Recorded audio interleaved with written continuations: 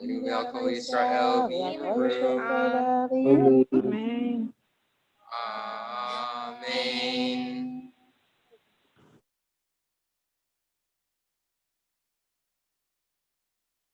Matthew and Jordana, you can have a little rest for yourselves. You can sit down in the back of the bima for a moment. And Yeshua Koach, Matthew and Jordana, beautiful leading of the service. It was really wonderful. So we are now moving into our modified Torah service, in which there will be altogether 4 honors, or not exactly aliyot, but 4 honors of people being called to make a bracha, make a blessing, and then separate readings of the Torah. The Torah portion is Ki Teitzei, and before we actually get into the reading of it, Matthew is going to share with us his Devar Torah, his words of Torah, to enlighten us about the content of this Torah portion. So we're going to change the...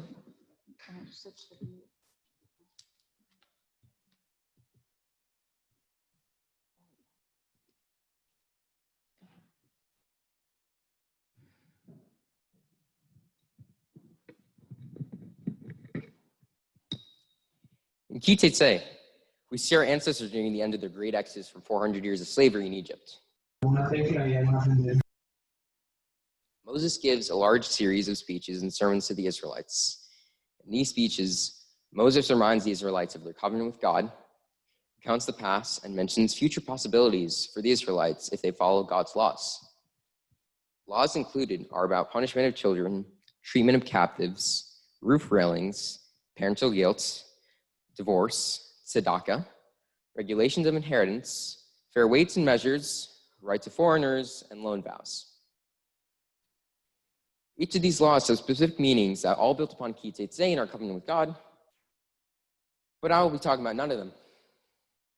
Don't get me wrong.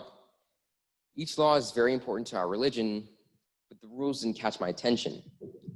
Rather, I would like to talk about a small section at the end.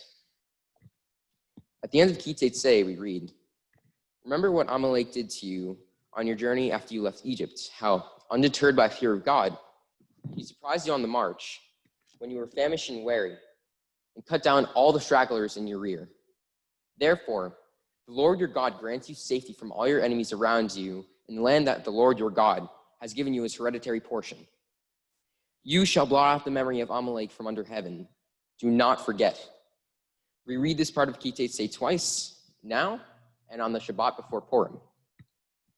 To better understand the attack by Amalek, we must go to the book of Exodus, chapter 17, verses 8 to 15. Putting 2 parts together, we can understand that the Amalekites attacked the Israelites and the repercussions of that attack. The Amalekites were likely a tribe of nomads who saw the Israelite migration as an encroachment on their territory and thus attacked. However, rather than facing Israelite warriors in battle, Amalek opted to attack the rear of the Israelites, where the elderly, women, children, and sick resided. Amalek slaughtered his victims, gained an upper hand against the surprised Israelites. However, Joshua took his warriors to face Amalek. We may all be wondering, what happened with our covenant with God? Where is he to protect us? Well, when Moses raised his hands, the Israelites gained the initiative, but when Moses lowered his arms, the opposite happened. The Israelites eventually won, and the Amalekites were destroyed. Ki Teitzei claims that because of their atrocities, we must blot out the memory of Amalek, yet it also states that we must never forget. My interpretation of this is that while we can never forget what Amalek did, we must blot out his thoughts and methods of destruction to ensure another Amalek doesn't happen again. Amalek attacked the weak and sick among the Israelites, those who cannot fight back. Because of this, we know that Amalek did not just want to defeat the Israelites, he wanted to kill them all. Another point made in this section details God's divine omnipotence. Amalek did not fear God and he was defeated. This shows that God's domain does not stop with Judaism, Islam, and Christianity, but rather is exerted all religions and peoples. In my opinion, even pagan religions believe in and fear God. Hinduism, while polytheistic worships one God over all, Vishnu, who gave all the other gods immortality, thus making them gods. Some interpretations of Buddhism even claim that Siddhartha Gautama, or Buddha, is actually Vishnu. In turn, this leads me to believe that God has many different names, but is actually the same entity. Adonai, Allah, God, Vishnu, Buddha, and many other names throughout the world account for God. In most religions, there is one supreme God who reigns over all.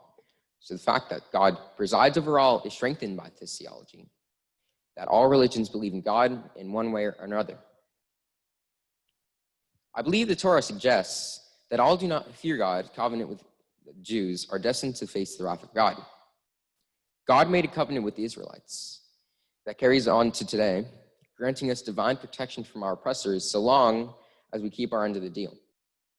Amalek's attitude and behavior lie on throughout history. In the form of anti-Semitism and violence against its Jews. Egyptian civilization crumbled and was taken over by Greek civilization. Jews outlasted the Roman Empire, and us Jews thrived as Rome burned. We survived the Crusades, the Spanish Inquisition, the Protestant Reformation, the Russian pogroms, and more.